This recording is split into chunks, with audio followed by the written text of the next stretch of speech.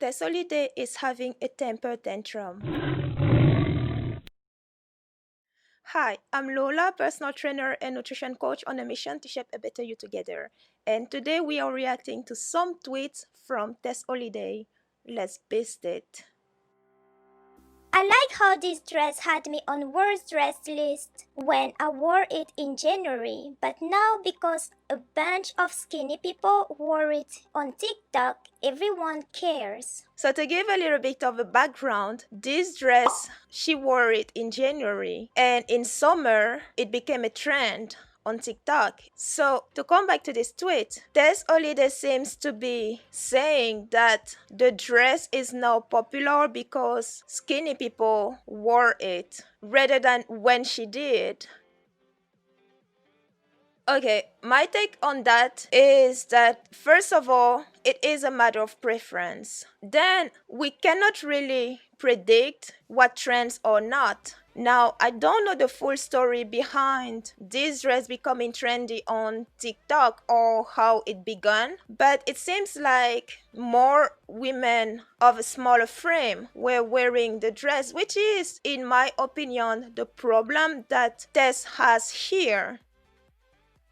And if a dress looks better on someone because of their body type and not on someone else, of course, where the dress was more appreciated is going to have more publicity. And this is not something that we can explain. People have their preferences. We all have our preferences. Then she added, To sum it up, our society hates fat people, especially when we are winning.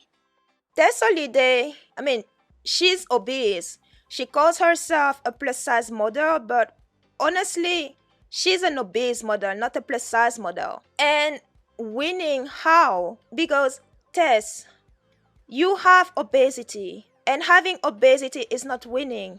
Instead, you are dying. Yes, because obesity kills. Also, saying that society hates fat people, I don't think that is necessarily accurate. Yes, I did mention earlier that people have their preferences, so if a piece of clothing looks better on one person rather than the other, the person who made it look better is going to get more publicity. On the other hand, the way fat people are treated, after covering a lot of fat logic segments, I actually think that fat people, especially those from fat acceptance and healthy at every size, are the one dramatizing the whole thing. Because if you think about it, everything is society fault in those movements. They spend their time blaming others for the poor choices that they made in their entire lives. Yes, things happen, but you can change your life around at any time. So, to come back to this statement, I don't think society hates fat people. We don't hate fat people. However, we do have a disliking of fat people who glorify being fat, being obese, because that is not right. Obesity kills, and it kills a lot of people every year in the United States alone. I am aware some people said I look nice in my Grammys dress, and I never said I didn't make best dress list as well as worst dressed, but you are all purposely ignoring the important part of my post. Society treats fat people like we are invincible. Obese people are everything but invisible. With that amount of fat that you carry, we all see you. So, no, you are not invisible. Also, I believe that if you think that you are invisible, it's mainly because you make yourself invisible, or at least you try to make yourself invisible. Because again, coming back to those fat logic segments that I cover every week, you people from fat acceptance and healthy at every size movement, all of you glorifying fat and obesity, you are the one excluding yourselves from society. How? If you go to a doctor and they recommend weight loss to help you, you call them fat phobic. Like how? If you go to the store and you try to buy clothes for your size, and those clothes are more expensive than the same one for smaller body frame size, you cry and say fat phobic. How? So, no, you are not invisible. We all see you. Instead, you are the one differentiating yourself from society. You are the one trying to distance yourself from society because everything is available to you, but because it's not the way you want it to be, then you don't go along with it. And instead, blame society that, oh, society doesn't like you, society does not see you, society hates you. All excuses that you make just to feel better about yourself. Grow up.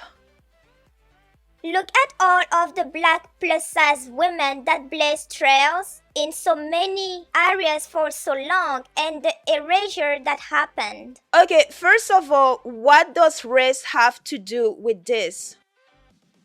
You started your tweets with a dress, and now you are dragging black fat women into this. Where is the connection here between that dress and obese black women? Race has nothing to do with this. The minute someone who is in smaller frame that's deemed acceptable by society standards does wear the same thing, and oh my god, this is revolutionary. Human beings are not supposed to be obese to begin with. We're not supposed to be obese. Also, the reason why someone of a smaller frame is put ahead more than an obese person is because obesity is not normal. And putting obesity in front will be glorifying obesity, which again is not right to do. For years, we spoke against the fashion industry for glamorizing anorexia and very thin people because that was just not normal. And I say people because women, yes, even though women were predominant in that industry, there were men too. So we're not okay with people looking like all they have is skin on their bones. Why should we be okay with people who have excess body fat on them? Because these are two extremes that we are talking about. We didn't push back against all skin and bone people just to have or be shoved down our throats, extremely obese ones. And the fashion industry should stop giving these people a platform because that is not plus size. These people are dying. These people are in need of serious help. Like, you all just wanna hate fat folks so much that you all will sit here doing the most. And again, society does not hate fat people. We do not hate fat people. We just dislike, like I said before, people of bigger frame spewing the nonsense that being fat is okay, being obese is healthy, because it's not. So all those people glorifying obesity, especially from the fat acceptance and healthy at every size movement, you ruin everything you touch. First, you called yourself curvy, but you're not curvy. You have rolls. And if I may say, you are rolly because your body frame has no curve whatsoever. And if you are obese and calling yourself a plus size model, I'm sorry, you're not a plus size model. You are an obese model. And by the way, you should not even be a model to begin with. You should not be put on runways because people don't want to see that. We don't want to see that. We don't want to see people dying and be glorified. No, we didn't want to see that with all skin and bone models. We don't want to see that with obese and morbidly obese people either. And last but not least, being obese and calling yourself a plus size is wrong as well. Because looking at you, and actually I'm talking to you, Tess, because those tweets were yours and you call yourself a plus size model. honestly, not to hate on you, you have no proportion or shape that make you qualify for a plus size model. I think it's about time that you wake up and get back to reality, because you are obese and you have children, and you should do something about your health so that you could live longer to see those children grow up and possibly marry and have children of their own, if this is what they choose to be later on in their own life. So how about you just try and take care of yourself rather than throw temper tantrums and cry because a dress got popular because others wore it and not when you did. Because honestly, that should be the list of your problems. Thanks for tuning in, and see you soon.